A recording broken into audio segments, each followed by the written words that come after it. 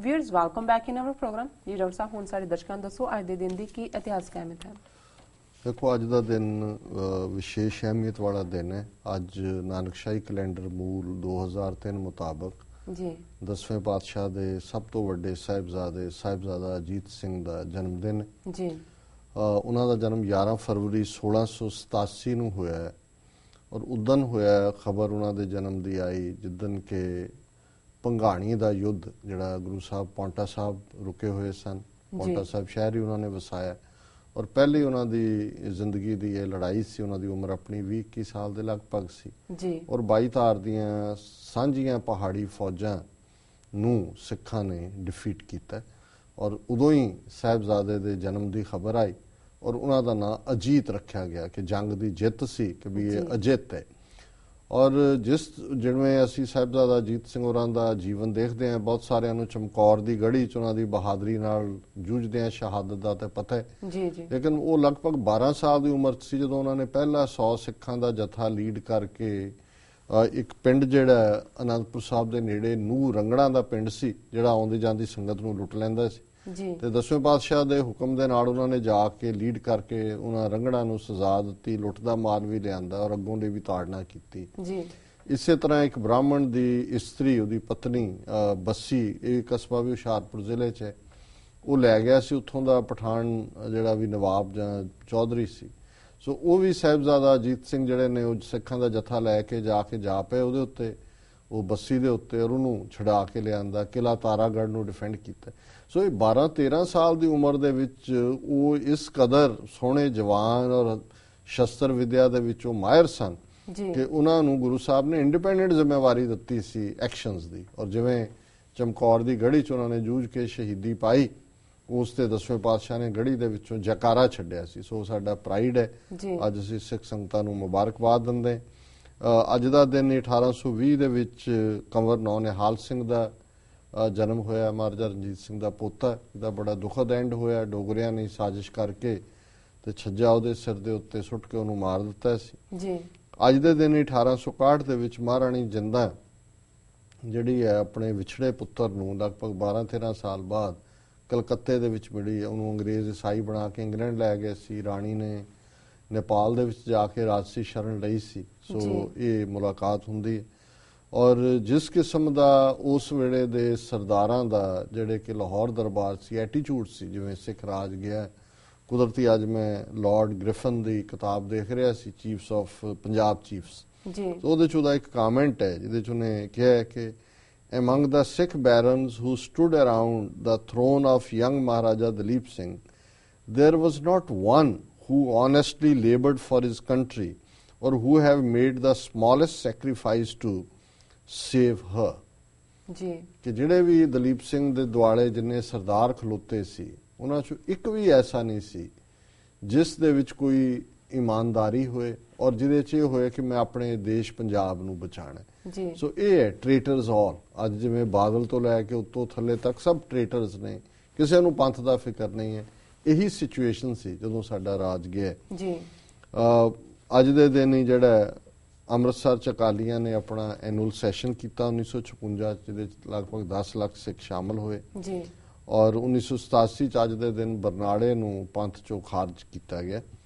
World history ਦੇ ਹਵਾਲੇ ਨਾਲ 660 BC 'ਚ ਜਿਹੜਾ ਜਾਪਾਨ ਇੱਕ ਮੁਲਕ ਵਜੋਂ ਉਹਨੇ ਆਪਣੀ ਸ਼ੁਰੂਆਤ ਕੀਤੀ ਜੀ। ਰਾਬਰਟ ਫੁਲਟਨ ਨੇ 1809 ਦੇ ਵਿੱਚ ਸਟੀਮ ਬੋਟ ਪੇਟੈਂਟ ਕਰਵਾਈ। ਲੰਡਨ ਯੂਨੀਵਰਸਿਟੀ ਜਿਹੜੀ ਅੱਜ ਵੀ ਵਰਲਡ ਫੇਮਸ ਯੂਨੀਵਰਸਿਟੀ ਹੈ 1826 ਦੇ ਵਿੱਚ ਹੋਂਦ 'ਚ ਆਈ ਜੀ। 1878 ਦੇ ਵਿੱਚ ਪਹਿਲੀ ਵਾਰ ਇੰਗਲੈਂਡ ਦੇ ਵਿੱਚ ਵੀਕਲੀ ਵੈਦਰ, ਹੁਣ ਤਾਂ ਸਾਨੂੰ ਪਤਾ ਹੁੰਦਾ ਕੱਲ ਕੀ ਹੋਏਗਾ ਪਰਸੋਂ ਕੀ ਹੋਏਗਾ, ਪਰ ਪਹਿਲੀ ਵਾਰ ਇਹ ਜਿਹੜਾ 1878 ਦੇ ਵਿੱਚ ਇਸ ਦੀ ਪੇਸ਼ੀਨਗੋਈ ਕਰਨੀ ਸ਼ੁਰੂ ਕੀਤੀ ਜੀ। 1929 ਦੇ ਵਿੱਚ ਵੈਟੀਕਨ ਜਿਹੜਾ ਕਿ ਇਟਲੀ ਦਾ ਹਿੱਸਾ ਹੈ ਪਰ ਇੱਕ ਸੈਪਰੇਟ ਸਟੇਟ ਹੈ, ਉਹਨੂੰ ਰੈਕਗਨਾਈਜ਼ ਕੀਤਾ ਮੁਸੋਲਿਨੀ ਨੇ। 1961 ਦੇ ਵਿੱਚ ਐਡੋਲਫ ਆਈਕਮਨ, ਜਿਹੜਾ ਜਿਵੇਂ KP ਗਿੱਲ ਨੇ ਸਿੱਖ ਮਾਰੇ ਨੇ ਮੁੰਡੇ, ਇਵੇਂ ਜਿਹੜਾ ਹਿਟਲਰ ਦਾ ਹਿਟਮੈਨ ਸੀ, ਉਹਦਾ ਚੀਫ ਸੀ ਉਹ ਸਾਰੀ ਜ਼ਾਬਰ ਫੋਰਸ ਦਾ ਆਈਕਮਨ, ਉਹ ਅਰਜਨਟੀਨਾ ਜਾ ਕੇ ਛੁਪ ਗਿਆ ਸੀ। ਉਹਨੂੰ ਯਹੂਦੀ ਫਿਰ ਬੋਰੀ 'ਚ ਪਾ ਕੇ ਲੈ ਕੇ ਇਜ਼ਰਾਈਲ ਗਏ ਔਰ ਉਸ ਦਾ ਟ੍ਰਾਇਲ ਜਿਹੜਾ 1961 ਦੇ ਵਿੱਚ ਹੋਇਆ ਔਰ ਉਹਨੂੰ ਹੈਂਗ ਕੀਤਾ ਜੀ। 1978 ਦੇ ਵਿੱਚ ਚਾਈਨਾ ਨੇ ਜਿਹੜੀ ਕੁਝ ਲਿਖਾਰੀਆਂ ਦੀਆਂ ਲਿਖਤਾਂ ਤੇ ਬੈਨ ਲਾਇਆ ਸੀ, ਅਰਿਸਟੋਟਲ, ਸ਼ੈਕਸਪੀਅਰ, ਚਾਰਲਸ ਡਿਕਨਸ, ਉਸ ਬੈਨ ਨੂੰ ਖਤਮ ਕੀਤਾ।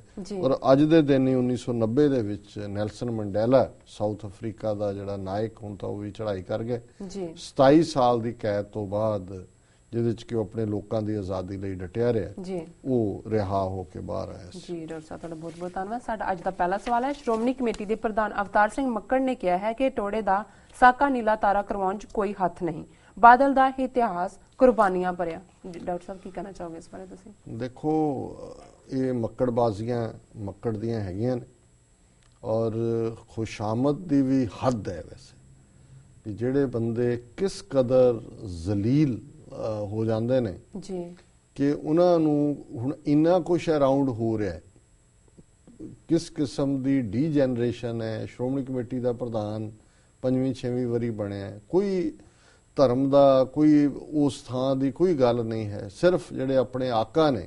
ਕਿਉਂਕਿ ਹੁਣ ਬਾਦਲ ਦੇ ਉੱਤੇ ਇਹ ਇਲਜ਼ਾਮ ਲੱਗ ਰਹੇ ਨੇ, ਕੈਪਟਨ ਅਮਰਿੰਦਰ ਨੇ ਲਾਏ ਨੇ, ਅੱਜ ਸੁਖਪਾਲ ਖਹਿਰਾ ਨੇ ਜਿਹੜਾ ਕੋਟ ਕੀਤਾ ਈਵਨ ਬਰਨਾੜੇ ਦੀ ਕਿਤਾਬ ਨੂੰ, ਕੁਐਸਟ ਫਾਰ ਫਰੀडम ਨੂੰ, ਕਿ ਕਿਵੇਂ 10 ਜੂਨ ਨੂੰ ਗ੍ਰਿਫਤਾਰ ਕੀਤਾ ਇਹਨਾਂ ਦੋਨਾਂ ਨੂੰ ਜੀ। ਚੰਡੀਗੜ੍ਹ 'ਚ ਇਹ ਰਹੇ ਨੇ ਕਿ ਵੀ ਇਹ ਕਿੱਥੇ ਸੀ 6 ਜੂਨ ਨੂੰ। ਔਰ ਫਿਰ ਅਮਰਿੰਦਰ ਨੇ ਕਿਹਾ ਕਿ ਇਹ 27 ਮਈ ਨੂੰ ਇੱਕ ਸੈਂਟਰਲ ਮਿਨਿਸਟਰ ਨੂੰ ਮਿਲਿਆ ਦਿੱਲੀ 'ਚ, ਜਿਹਦੇ 'ਚ ਉਹਨਾਂ ਨੇ ਕਿਹਾ ਜੀ ਕਰ ਲਓ ਪਿੰਡਰਾਲਾ, ਕਾਬੂ ਨਹੀਂ ਹੋਣਾ, ਫੌਜ ਤੁਸੀਂ ਚਾੜ ਦਿਓ। ਸੋ ਇੱਕ ਪਾਸੇ ਹੁਣ ਇਹਨੂੰ ਇਹ ਲੱਗਦਾ ਕਿ ਵੀ ਇਹ ਮੇਰਾ ਹੱਕ ਹੈ, ਮੇਰੇ ਆਕਾ ਦੇ ਉੱਤੇ ਤਾਂ ਹੁਣ ਚਾਰ ਚਫੇਰੇ ਸਾਹਮਣੇ ਆ ਰਹੀ ਹੈ ਹਕੀਕਤ ਵੀ ਤੂੰ ਕਿੱਥੇ ਲੁਕਿਆ ਰਿਹਾ। ਸਿੱਖ ਫੌਜੀਆਂ ਨੂੰ ਤਾਂ ਕਹਿ ਦਿੱਤਾ ਉੱਥੇ ਪ੍ਰੈਸ ਕਾਨਫਰੰਸ ਕਰਕੇ ਕਿ ਆ ਜਾਓ ਵੀ 3 ਜੂਨ 4, ਚਲੋ ਟੋੜਾ ਲੌਂਗੋਵਾਲ ਭਾਵੇਂ ਉਹਨਾਂ ਨੇ ਹੱਥ ਖੜੇ ਕੀਤੇ ਨਹੀਂ ਕੀਤੇ, ਇੱਕ ਡਿਬੇਟ ਹੈ, ਸਰੈਂਡਰ ਕੀਤਾ ਹੈ, ਪਰ ਉਹ ਟੋੜਾ ਅੰਮ੍ਰਿਤਸਰ ਤਾਂ ਹੈ। ਤੇ ਇਹ ਜਿਹੜਾ ਇਹ ਲੱਭਿਆ ਨਹੀਂ ਹੈ, ਫਾਰਮ ਦੇ ਵਿੱਚ ਚਲਾ ਗਿਆ ਔਰ ਬਾਅਦ ਦੇ ਵਿੱਚ ਰੈਸਟ ਹਾਊਸਾਂ 'ਚ ਰਹਿੰਦੇ ਰਹੇ। ਸੋ ਹੁਣ ਇਹ ਡਿਫੈਂਡ ਕਰਨ ਨਿਕਲਿਆ ਹੋਇਆ। ਹੁਣ ਟੋੜੇ ਨੂੰ ਇਸ ਲਈ ਡਿਫੈਂਡ ਕਰਨਾ ਪੈ ਰਿਹਾ ਵੀ ਅੱਜ ਹੀ ਇੱਕ ਲੈਟਰ ਵੀ ਅਮਰਿੰਦਰ ਸਿੰਘ ਨੇ ਰਿਲੀਜ਼ ਕੀਤਾ ਜਿਹੜਾ ਆਰ ਕੇ ਧਵਨ ਨੂੰ ਲਿਖਿਆ ਸੀ ਲੌਂਗੋਵਾਲ ਨੇ ਕਿ ਜੀ ਬਾਕੀ ਤੁਹਾਨੂੰ ਬਾਦਲ ਡਿਟੇਲ 'ਚ ਗੱਲ ਕਰੇਗਾ ਔਰ ਟੋੜੇ ਦੀ ਜਾਨ ਨੂੰ ਖਤਰਾ ਹੈ ਤੇ ਤੁਸੀਂ ਫੌਜ ਭੇਜੋ। ਸੋ ਜ਼ਾਹਰ ਹੈ ਵੀ ਇਹ ਹੁਣ ਕਿਸੇ ਨੂੰ ਸ਼ੱਕ ਥੋੜੀ ਹੈ ਵੀ ਅਕਾਲੀਆਂ ਦਾ ਕੀ ਰੋਲ ਸੀ। ਤੇ ਹੁਣ ਇਹ ਮੱਕੜ ਦੱਸੇਗਾ ਸਿੱਖਾਂ ਨੂੰ ਕਿ ਇਹਦਾ ਇਤਿਹਾਸ ਕੁਰਬਾਨੀਆਂ ਭਰਿਆ ਤੇ ਟੋੜੇ ਦਾ ਬੜਾ ਇਮਾਨਦਾਰੀ ਭਰਿਆ। ਇਹ ਸਾਰੇ ਜਿਹੜੇ ਨੇ ਇਹ ਰਲੇ ਹੋਏ ਸੀ ਸਰਕਾਰ ਦੇ ਨਾਲ, ਕੁਹਾੜੀ ਦਾ ਦਸਤਾ ਬਣੇ ਹੋਏ ਸੀ, ਘੱਲੂਘਾਰੇ ਲਈ ਇਹ ਵੀ ਜ਼ਿੰਮੇਵਾਰ ਨੇ। ਔਰ ਜੋ ਬਾਦਲ ਨੇ ਹੁਣ ਕੀਤਾ ਰਾਜ ਭਾਗ ਲੈ ਕੇ, ਉਹ ਇਹਦਾ ਰੋਲ ਉਸ ਤੋਂ ਵੀ ਬਦਤਰ ਹੈ। ਹੁਣ ਜੇ ਸੁਮੇਧ ਸੈਣੀ, ਇਜ਼ਹਾਰ ਆਲਮ, ਸੁਰੇਸ਼ ਅਰੋੜਾ, ਇਹ ਲੋਕ ਤੁਸੀਂ ਲਿਆ ਕੇ ਪੁਲਿਸ ਦੇ ਵਿੱਚ ਜਿਹੜੇ ਨੇ ਉਹਨਾਂ ਨੂੰ ਉੱਚ ਪਦਵਿਆਂ ਤੇ ਬਿਠਾਉਂਦੇ ਹੋ, ਇਹਨਾਂ ਨੇ ਸਿੱਖ ਨਸਲਕੁਸ਼ੀ ਕੀਤੀ ਹੋਈ ਹੈ, ਫਿਰ ਰੋਲ ਹੋਰ ਕੀ ਰਹਿ ਜਾਂਦਾ ਕਿਸੇ। ਜੀ ਜੀ ਬਿਲਕੁਲ। ਸੋ ਸ਼ਰਮ ਦੀ ਗੱਲ ਹੈ ਕਿ ਇਹ ਮੱਕੜ ਜਿਹੜਾ ਹੈ ਇਹ ਆਪਣੀ ਉਸ ਕਦਰ ਜਿਹੜੀ ਇਸ ਦੀ ਚਾਪਲੂਸੀ ਹੈ। ਵੈਸੇ ਵੀ ਇੰਸ਼ੋਰੈਂਸ ਏਜੰਟ ਸੀ ਲੁਧਿਆਣੇ ਦੇ ਵਿੱਚ, ਉੱਥੋਂ ਹੀ ਇਹ ਜਿਹੜਾ ਚਾਪਲੂਸੀ ਕਰਕੇ ਹੀ ਪਹੁੰਚਿਆ। ਪਰ ਕਈ ਵਾਰੀ ਚਾਪਲੂਸਾਂ ਦੀ ਚਾਪਲੂਸੀ ਤੇ ਵੀ ਹਾਸਾ ਵੀ ਆਉਂਦਾ ਤੇ ਰੋਣਾ ਵੀ ਆਉਂਦਾ। ਹਾਸਾ ਇਸ ਲਈ ਆਉਂਦਾ ਵੀ ਇਹ ਨਸਲ ਕਦੇ ਵੀ ਮੁੱਕੇਗੀ ਨਹੀਂ, ਰੋਣਾ ਇਸ ਲਈ ਆਉਂਦਾ ਕਿ ਇਹ ਪੰਥ ਦੀ ਬੇੜੀ ਦੇ ਮਲਾਹ ਬਣੇ ਹੋਏ ਨੇ ਔਰ ਉਹਨਾਂ ਥਾਵਾਂ ਦੇ ਉੱਤੇ ਬੈਠੇ ਨੇ ਜਿੱਥੋਂ ਅਸੀਂ ਆਸ ਕਰਦੇ ਹਾਂ ਜੀ ਸ਼੍ਰੋਮਣੀ ਕਮੇਟੀ ਸਿੱਖੀ ਪ੍ਰਚਾਰ ਕਰੇ ਔਰ ਧਰਮ ਦੀ ਗੱਲ ਕਰੇ। ਬਾਦਲ ਪ੍ਰਚਾਰ ਹੀ ਕਰਨਾ ਇਹਨਾਂ ਨੇ, ਹੋਰ ਕੀ ਕਰਨਾ। ਜੀ ਜੀ ਬਿਲਕੁਲ। ਡਾਕਟਰ ਸਾਹਿਬ ਹੁਣ ਸਾਡੇ ਦਰਸ਼ਕਾਂ ਨੂੰ ਦੱਸੋ ਅੱਜ ਦਾ ਵਿਚਾਰ।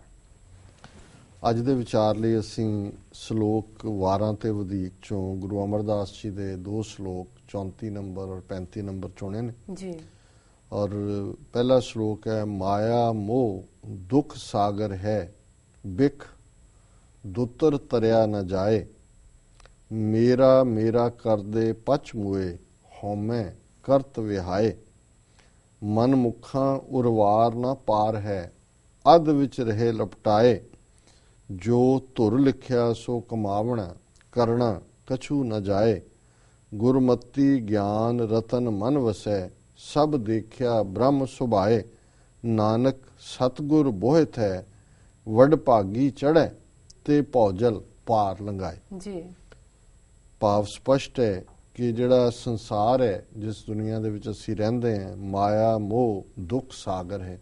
ਇਸ ਚੋਂ ਅਲਟੀਮੇਟਲੀ ਸੌਰੋ ਨਿਕਲਦਾ ਹੈ, ਦੁੱਖ ਨਿਕਲਦਾ ਹੈ, ਬਿਖ ਦੁੱਤਰ ਤਰਿਆ ਨਾ ਜਾਏ। ਇਹ ਇੱਕ ਜ਼ਹਿਰ ਦਾ ਸਮੁੰਦਰ ਹੈ, ਬਿਖ ਜ਼ਹਿਰ ਨੂੰ ਕਹਿੰਦੇ ਨੇ ਜੀ, ਔਰ ਜਿਹਨੂੰ ਕ੍ਰਾਸ ਕਰਨਾ ਸੌਖਾ ਨਹੀਂ ਹੈ, ਜਿਹਨੂੰ ਤਰਨਾ ਸੌਖਾ ਨਹੀਂ ਹੈ। ਔਰ ਬਿਖ ਕੀ ਹੈ? ਮੇਰਾ ਮੇਰਾ ਕਰਦੇ ਪਛ ਮੂਏ। ਅਸੀਂ ਇੱਥੇ ਮੈਂ ਕਰਦੇ ਆਂ ਉਸ ਖਵਾਰੀ ਦੇ ਵਿੱਚ ਹੀ ਚਲੇ ਜਾਂਦੇ ਆ। ਹਉਮੈ ਕਰਤ ਵਿਹਾਏ, ਸਾਡਾ ਸਾਰਾ ਵਰਤਾਰਾ ਹਉਮੈ ਦੀ ਜ਼ਦ ਵਿੱਚ ਆਉਂਦਾ ਹੈ, ਮੈਂ ਦੀ ਜ਼ਦ ਵਿੱਚ ਆਉਂਦਾ ਹੈ ਜੀ। ਔਰ ਜਿਹੜੀ ਮੈਂ ਕਰਨ ਵਾਲੇ ਅਸੀਂ ਮਨਮੁੱਖਾਂ ਔਰ ਵਾਰ ਨਾ ਪਾਰ, ਅਸੀਂ ਵਿੱਚ ਲਟਕਦੇ ਆ, ਨਾ ਅਸੀਂ ਇੱਧਰ ਹੁੰਦੇ ਨਾ ਉੱਧਰ ਹੁੰਦੇ, ਅੱਧ ਵਿੱਚ ਰਹੇ ਲਪਟਾਏ, ਜਿਹਨੂੰ ਅੱਧ ਵਿੱਚ ਜਿਹੜਾ ਲਟਕਣਾ ਕਹਿੰਦੇ ਨੇ ਜੀ। ਜੋ ਧੁਰ ਲਿਖਿਆ ਸੋ ਕਮਾਵਣਾ, ਕਰਨਾ ਕਛੂ ਨਾ ਜਾਏ। ਔਰ ਫਿਰ ਗੁਰੂ ਸਾਹਿਬ ਕਿਤੇ ਨਾ ਕਿਤੇ ਤਰਸ ਵੀ ਕਰਦੇ ਨੇ ਕਿ ਭਾਈ ਹੁਣ ਇਹ ਕੀ ਕਰਨ, ਕਿ ਇਹਨਾਂ ਦੇ ਵੱਸ ਕੁਛ ਨਹੀਂ ਹੈ, ਇਹ ਇਸੇ ਤਰ੍ਹਾਂ ਹੀ ਲਟਕਦੇ ਰਹਿਣਗੇ, ਸ਼ਾਇਦ ਧੁਰੋਂ ਦਰਗਾਹੋਂ ਇਹਨਾਂ ਦੇ ਕਰਮਾਂ ਦੇ ਵਿੱਚ ਪਾਰ ਉਤਰਨਾ ਨਹੀਂ ਲਿਖਿਆ ਜੀ। ਪਰ ਨਾਲ ਹੀ ਯਾਦ ਕਰਵਾਇਆ ਕਿ ਇਹ ਤੁਹਾਡਾ ਬਦਲ ਸਕਦਾ ਹੈ ਜੀਵਨ ਦਾ ਰਸਤਾ। ਗੁਰਮਤੀ ਗਿਆਨ ਰਤਨ ਮਨ ਵਸੈ, ਜੇ ਤੁਸੀਂ ਗੁਰਮਤ ਦੇ ਗਿਆਨ ਨੂੰ, ਜਿਹੜਾ ਰਤਨ ਦੇ ਸਮਾਨ ਹੈ, ਜੂਲ ਹੈ, ਕੀਮਤੀ ਰਤਨ ਹੈ, ਆਪਣੇ ਮਨ 'ਚ ਵਸਾ ਲਓ। ਸਭ ਦੇਖਿਆ ਬ੍ਰਹਮ ਸੁਭਾਏ, ਚਾਰ ਚਫੇਰੇ ਤੁਸੀਂ ਉਸ ਬ੍ਰਹਮ ਨੂੰ, ਨਿਰੰਕਾਰ ਨੂੰ ਦੇਖੋ। ਤੇ ਨਾਨਕ ਸਤਿਗੁਰ ਬੋਹਿਤ ਹੈ, ਵੱਡ ਭਾਗੀ ਚੜ੍ਹੈ। ਬੋਹਿਤ ਜਹਾਜ਼ ਨੂੰ ਕਹਿੰਦੇ ਨੇ ਕਿ ਫਿਰ ਗੁਰਮਤ ਦੇ ਗਿਆਨ ਦੇ ਜਹਾਜ਼ ਦੇ ਉੱਤੇ ਜਿਹੜਾ ਵੀ ਵੱਡ ਭਾਗੀ, ਵੱਡੇ ਭਾਗਾਂ ਵਾਲਾ ਚੜ੍ਹ ਗਿਆ ਤੇ ਭੌਜਲ ਪਾਰ ਲੰਘਾਏ। ਫਿਰ ਉਸ ਦੇ ਲਈ ਇਹ ਜ਼ਹਿਰ ਦਾ ਸਮੁੰਦਰ ਨਹੀਂ ਹੋਏਗਾ ਕਿ ਦੁੱਤਰ ਤਰਿਆ ਨਾ ਜਾਏ, ਕਿ ਉਹ ਤਰਿਆ ਨਹੀਂ ਜਾ ਸਕਦਾ।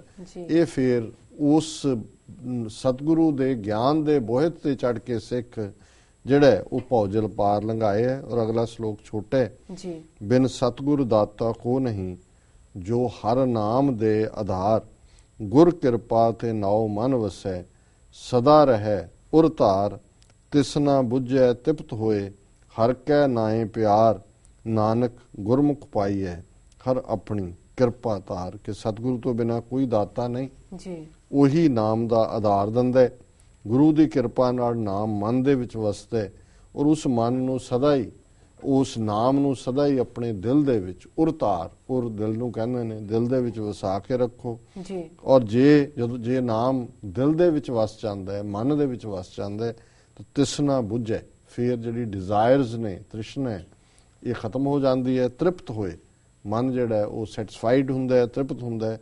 ਹਰ ਕੈ ਨਾਏ ਪਿਆਰ, ਫਿਰ ਦਿਨ ਰਾਤ ਉਸ ਵਾਹਿਗੁਰੂ ਦਾ ਪਿਆਰ ਹਿਰਦੇ ਦੇ ਵਿੱਚ ਵਸਦਾ ਹੈ। ਨਾਨਕ ਗੁਰਮੁਖ ਪਾਈਐ, ਹਰ ਆਪਣੀ ਕਿਰਪਾ ਧਾਰ।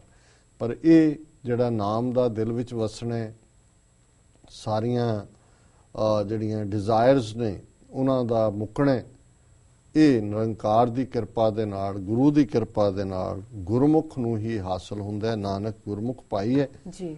ਤੇ ਜਦੋਂ ਹਰ ਆਪਣੀ ਕਿਰਪਾ ਧਾਰ, ਕਿ ਵਾਹਿਗੁਰੂ ਕਿਰਪਾ ਕਰਨ, ਤੇ ਫਿਰ ਇਹ ਜਿਹੜੀਆਂ ਡਿਜ਼ਾਇਰਸ ਮੁੱਕ ਜਾਂਦੀਆਂ ਨੇ, ਅੰਦਰ ਨਾਮ ਵਸਦਾ, ਤੇ ਫਿਰ ਆਨੰਦ ਦੇ ਵਿੱਚ ਬੰਦਾ ਇਹੀ ਗਾਉਂਦਾ, ਵਿਸਰ ਨਹੀਂ ਦਾਤਾਰ, ਆਪਣਾ ਨਾਮ ਦੇਹੋ, ਗੁਣ ਗਾਵਾਂ ਦਿਨ ਰਾਤ, ਨਾਨਕ ਚਾਓ ਇਹੋ। ਫਿਰ ਇਹੀ ਚਾਹ ਹੁੰਦਾ ਹੈ ਕਿ ਦਿਨ ਰਾਤ ਮੈਂ ਵਾਹਿਗੁਰੂ ਦੀ ਯਾਦ ਵਿੱਚ ਆਪਣਾ ਜੀਵਨ ਗੁਜ਼ਾਰਾਂ। ਜੀ ਡਾਕਟਰ ਸਾਹਿਬ, ਤੁਹਾਡਾ ਬਹੁਤ ਬਹੁਤ ਧੰਨਵਾਦ। ਤੁਸੀਂ ਅੱਜ ਦਾ ਵਿਚਾਰ ਸਾਡੇ ਦਰਸ਼ਕਾਂ ਨਾਲ ਸਾਂਝਾ ਕੀਤਾ ਹੈ।